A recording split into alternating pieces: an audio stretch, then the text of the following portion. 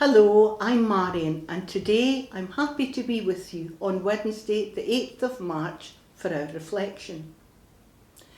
Now, I looked at the computer and I found out that today is National Day of Unplugging, who knows, and National Proofreading Day. I understand that one. But the one I wanted to talk about is International Women's Day. Imagine a gender equal world. A world free of bias, stereotypes and discrimination. A world that's diverse, equitable and inclusive. A world where a difference is valued and celebrated. We surely can all agree to these views, but we know that this doesn't happen in many countries, and International Women's Day try to help raise awareness of the issue and highlight the difficulties that some women have had to go through to survive and feed their families. Let's face it, we have all known and read about some amazing women in the world, but I would like to speak about three of them that I have come to my mind, and to show a love and care of their fellow human beings. Now, when I was a little girl, I enjoyed going to the museum in the centre of Dundee. And I was amazed at the wonderful stained glass window that was there, and still is, of a woman called Mary Slessor. And I wanted to learn all about her, so I asked at home, at school and Sunday school.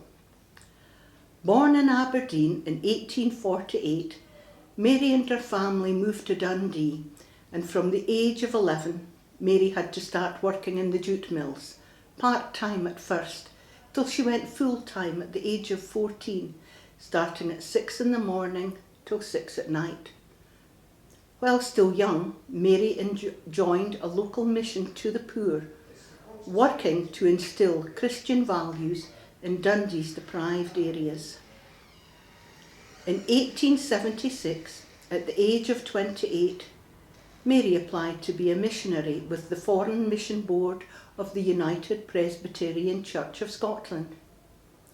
She received training in Scotland before setting sail, arriving in Calabar in southeastern Nigeria.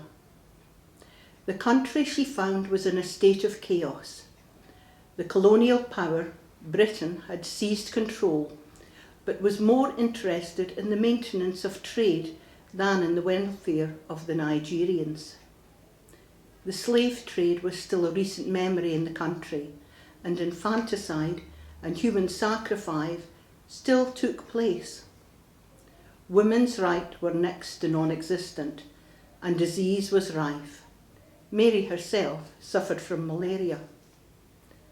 Mary's determination steadily won her the respect of the Nigerians she came into contact with. Unlike most missionaries, she lived among those she worked with. She became fluent in the local language and developed a deep knowledge of local customs and culture. Eventually, the local governor offered her membership of the Itu court. Mary also adopted a number of local children, rejected by their parents. Twins were considered at the time in Nigeria to be cursed, and could even be sacrificed as a result. By the early 1900s, Mary was helping vaccinate Nigerians against smallpox, but she was also suffering from increasing severe bouts of malaria. Her strength declined, to the point where a woman who had once embarked on an all-night trek through the jungle had to travel in a handcart pushed by assistants. Mary died on the 13th of January 1915. She was given a state funeral in Nigeria, and in 1953 her grave was visited by our late Queen Elizabeth. To Nigerians, she is simply remembered as the mother of all peoples. Mary Slessor made her name as a Scottish missionary to Nigeria, where her strong personality won her trust locally and afforded her considerable success in promoting both Christianity and women's rights. My second woman is the activist Mary Brooksbanks, and like Mary Slessor, she was born in Aberdeen and whose family moved again to Dundee for work, and she also worked in the jute mills from a young girl. Seeing the poverty and deprivation all around her, she rejected her Catholic upbringing and became a socialist, a trade unionist, and a songwriter. She founded the Working Women's Guild to fight for better health and social services in Dundee. Family sing-alongs nurtured Mary's love of music. She sang, played the violin, and wrote songs. When money was low, she took the ferry from Dundee to Tayport and sang for money in the street.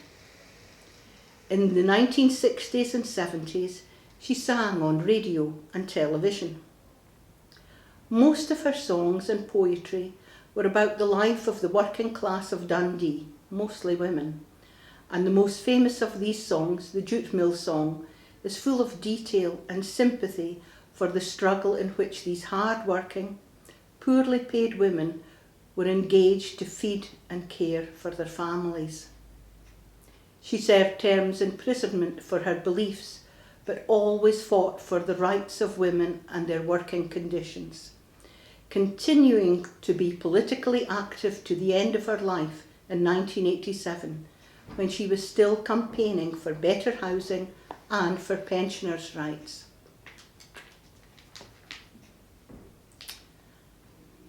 My third choice is Mary Haining, who was a local hero of a different kind. Dumfriesshire born, she became a missionary to the Jewish mission in Hungary and died for her beliefs in the Nazi death camps at Auschwitz. Jane worked for 10 years in a thread maker's in Paisley, but at a meeting in Glasgow about the Jewish mission, she turned to a friend and said, prophetically, "I have found my life's work." After a crash course in Hungarian, she took charge of the girls' home on the mission in Budapest. The Nazi jackbooted their way into Hungary during the last year of her life. She wept as she had to sew stars of David on the youngsters' clothes. Gestapo men raided the place. Jane had ignored the warning of the Church of Scotland to come home to safety, and she was thrown in jail. She refused to reject her children, and it cost her her life. Charged with 8 offences, she was jailed in Budapest before being transported on the 14th of May 1944 to Auschwitz-Birkenau, where she died a few months later. She has been recognised as righteous among nations at Yad Vashem World Holocaust Remembrance Centre in Jerusalem, the only Scot to be given the honour. The most moving tribute to the Dumfriesshire martyr was written by one of her former wards. I still feel the tears in my eyes and hear in my ears the siren of the Gestapo motor car. I see the smile on her face while she bade me farewell. I never saw Miss Haining again, and when I went to the Scottish mission to ask the minister about her, I was told she had died. I did not want to believe it, nor to understand, but a long time later, I realised that she had died for me and for others. The body of Miss Haining is dead, but she is not alone, because her smile, voice and face are still in my heart. These are 3 amazing women, and I'm sure you could think of many, many others, but I feel that Mary Slessor, Mary Brooksbanks and Jane Haining, although very different, have shown compassion, empathy and most important, love to all humankind.